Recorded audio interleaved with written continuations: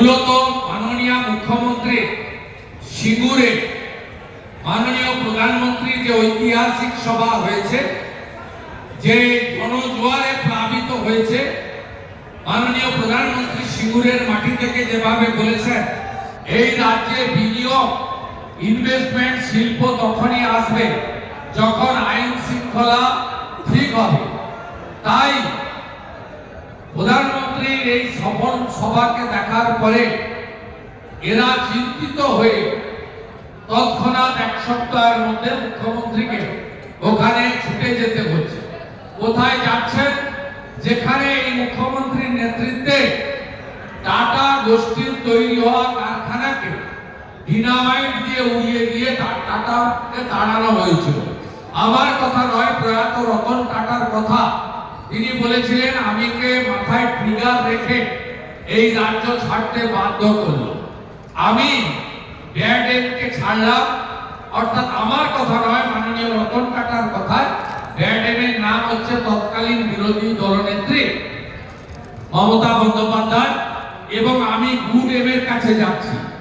অর্থাৎ তৎকালীন good M ছিলেন গুজরাটের মুখ্যমন্ত্রী, তৎকালীন সম্মানীয় বর্তমান প্রধানমন্ত্রী নরেন্দ্র মোদীজি। সেখানে উনি কখনো গিয়ে সরষার বীজ ছড়িয়েছেন, কখনো গিয়ে জেসিপি মেশিন দিয়ে জলাশয় তৈরি করে মাছ চাষের কথা বলেছেন, কিন্তু কোনোটাই সফল হয়নি। সিঙ্গুর কার্যত মমতা বন্দ্যোপাধ্যায়ের হাতে শ্মশানে পরিণত হয়েছে। তাই 15 বছরে কোনো বড় বিনিয়োগ, বড় ইন্ডাস্ট্রি পশ্চিমবঙ্গে আসেনি। এক এক করে পেট্রোকেমিক্যাল সহ আমাদের নানা বড় বড় গোষ্ঠী পশ্চিমবঙ্গ ছেড়েছে। মোট শিল্প চলে যাওয়ার সংখ্যা 6888টা এই 15 বছরে। আজকে মুখ্যমন্ত্রী ওখানে গেছেন বাড়ি দেবেন বলে। কি বাড়ি? বাংলার বাড়ি। আপনারা জানেন মাননীয় প্রধানমন্ত্রী এর আগে 2014 আগে ইন্দিরা আবাস যোজনা ছিল। 25,000 টাকার বাড়ি পাওয়া যেত।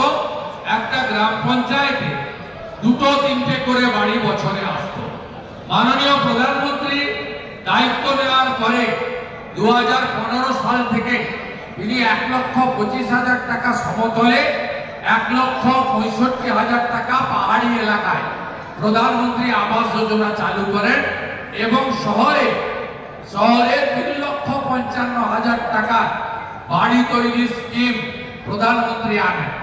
প্রধানমন্ত্রী আবাস যোজনাতে গোটা ভারতবর্ষ জুড়ে এখনো পর্যন্ত প্রায় 6 কোটির কাছাকাছি রুরাল বাড়ি তৈরি হয়েছে, যে বাড়িগুলো এগ্রিমেন্ট ভারত সরকার বা সরকারের সঙ্গে ওই বাড়ির যিনি কর্ত্রী রয়েছেন মহিলা প্রবীণ সদস্য, তার নামে এগ্রিমেন্ট করতে হয়েছে।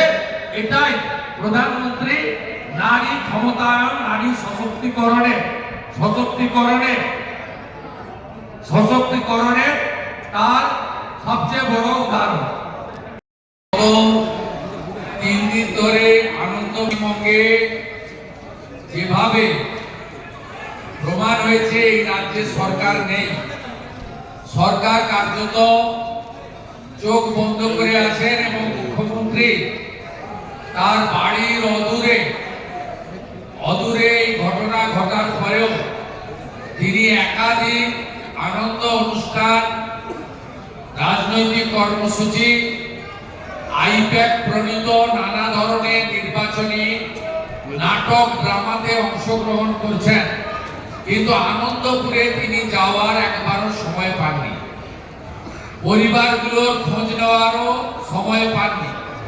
আমাদের মনে হয়েছে যেহেতু যারা মারা গেছে তাদের মধ্যে কেউ বিশেষ সম্প্রদায়ের বা বিশেষ ভোট ব্যাংকের কেউ নেই, তাই মাননীয় মুখ্যমন্ত্রী তার রাজধর্ম বা মানবিক ধর্ম পালন করার ন্যূনতম সৌজন্য দেখাতে পারেননি। প্রথম দিন থেকে সোনারপুর, যাদবপুর এলাকায় বিজেপির কর্মীরা, নেতৃত্বরা অসহায় পরিবারগুলোর পাশে দাঁড়িয়েছে, মিসিংদের ডায়েরি করা থেকে পূর্ব মেদিনীপুর, উত্তর 24 পরগনা, পশ্চিম মেদিনীপুর থেকে পীড়িত নিখোঁজ পরিবারগুলিকে থাকার ব্যবস্থা, তাদের যত্ন বা যেটুকু তাদের সাধ্যমতো পাশে দাঁড়ানোর সে কাজ তারা করেছে।